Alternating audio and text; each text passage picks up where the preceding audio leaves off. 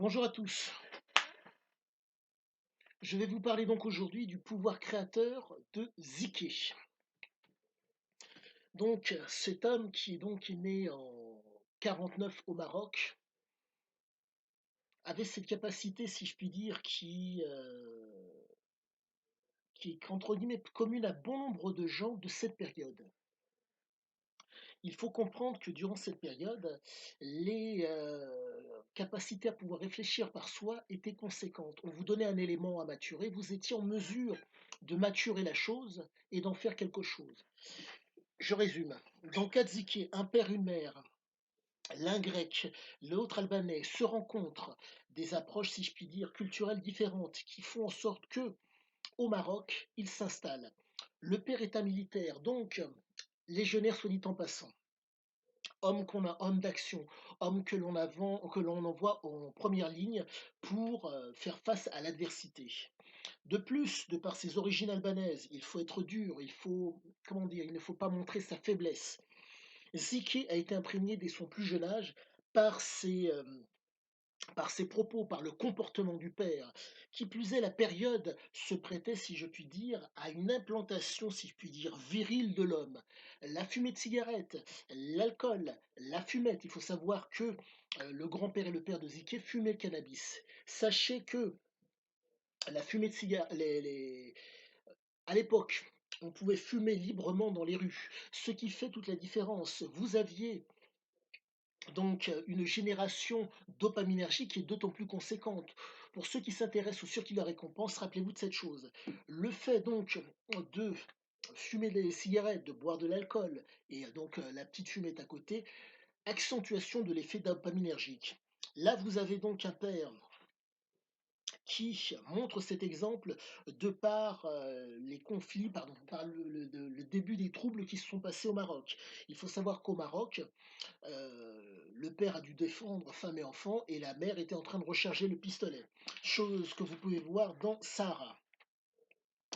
Et donc, vous avez cette imprégnation mentale. Vous voyez cet enfant qui, depuis son plus jeune âge, voit ce guerrier qui est son père, cette mère qui est, si je puis dire, euh, extrêmement fine, extrêmement intelligente, qui a une perception ou une vision du monde qui fait qu'elle est extrêmement fine de par le fait que voyant, voyant les différents comportements de par le monde, parce que la mère a fait énormément de voyages, elle ne comprend pas forcément, mais elle les voit. Elle sait maintenant ce qu'il en est.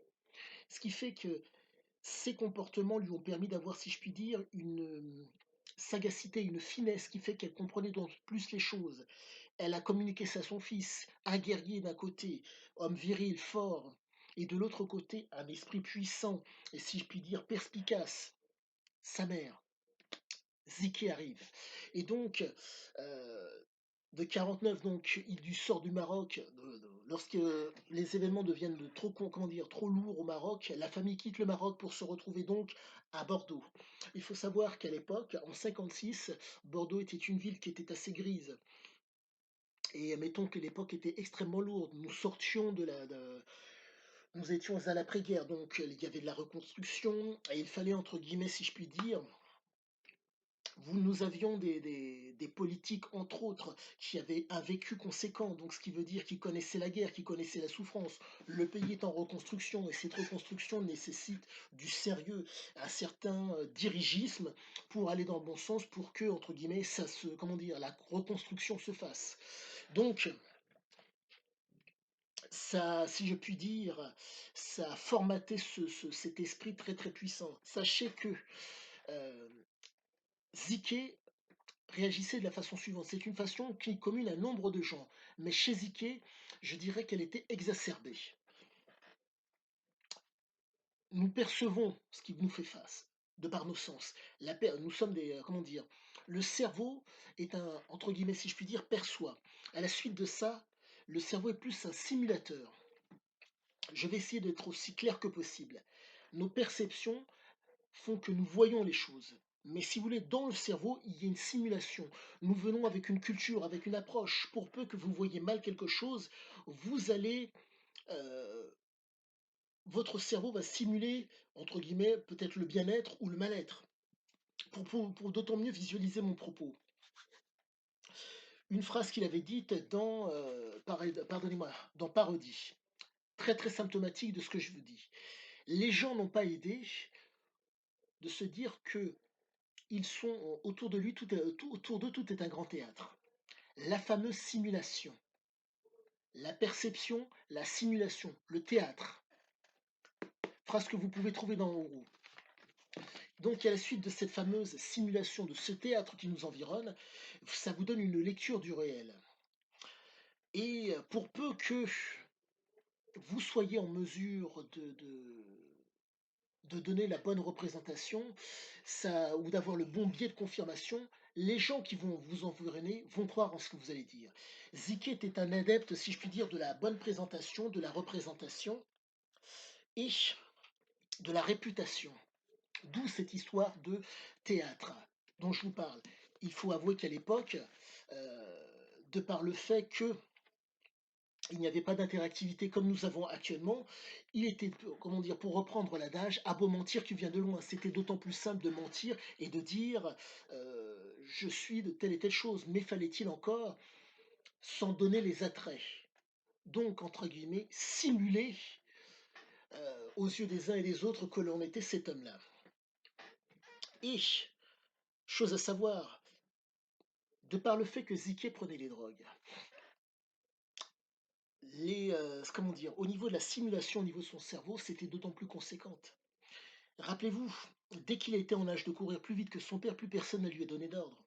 Donc il a fallu, par rapport à ce qui lui faisait face, qu'il sache qu'il ait, si je puis dire, la bonne représentation, voire même la bonne présentation, ce qui accentuait de plus en plus sa réputation. Donc il fallait à tout prix qu'il arrive à avoir l'attitude adéquate. Ce qui fait que il était en mesure, si je puis dire, de par son attitude, de simuler, et de par son jeune âge, de simuler cette impression de force, cette impression de voyoucratie, pour pouvoir faire la différence. Il savait tellement bien simuler, si vous voulez, que dans Sahara, pour, il y a eu un passage où 3 macros ont essayé de le mettre à l'amende. En un mot, le cogner. Ils lui ont dit, petit, on va te mettre à l'amende, tu vas venir. Et comme il était voyou sur les bords, il a dit oui. Mais pour le grand malheur de ces messieurs, il est revenu avec 30 de ses copains du même âge, 14-15 ans. Ils ont bousillé les mecs. Donc c'est juste pour vous dire que ces messieurs ont perçu Ziké comme un gamin qu'on allait mettre à l'amende. Dans leur esprit, ils sont, si je puis dire, le cerveau est un simulateur qui leur a fait croire qu'ils allaient faire quelque chose face à Ziké. Résultat, Ziké, lui, il s'est engouffré dedans, comme à l'accoutumée, et rentré dedans avec les copains, et puis basta.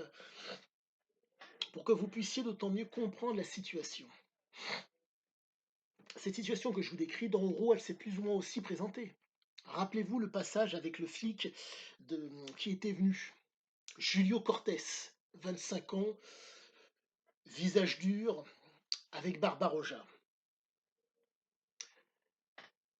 Ziké lui a fait comprendre donc, Julio Cortés simulait la pression de force de par son statut de flic. Barbaroja y a cru, à cette simulation. Mais Ziké a fait voler en éclats cette représentation, cette simulation, ce simulacre que se donnait cet homme pour lui faire comprendre que là, non, ici, tu es chez moi. Tu es dans le cadre où la loi n'a pas cours. Et c'est moi qui décide. D'où le mot pouvoir créateur. Le pouvoir créateur de Ziké était d'autant plus conséquent dans un cadre où la loi n'avait pas cours. J'espère que mon propos vous plaît et j'espère, je pense vous avoir dit le plus gros. Mais donc, j'en reviens pour que d'autant plus accentuer la chose, pour que ça soit d'autant plus criant pour vous. Percepteur, vos sens. Simulateur, votre cerveau. La lecture du réel par rapport à cette simulation d'impression de données de force fait que pour peu que vous trouviez le biais de confirmation, en un mot, la bonne attitude, le bon comportement, pour que ça puisse fonctionner, les gens en face sont susceptibles d'y croire. La bonne présentation, la bonne représentation qui fait qu'en face on peut y croire. Et c'était sa très très grande force. il était capable de il avait ce pouvoir créateur. Donc, si ça vous a plu, je vous dis à bientôt.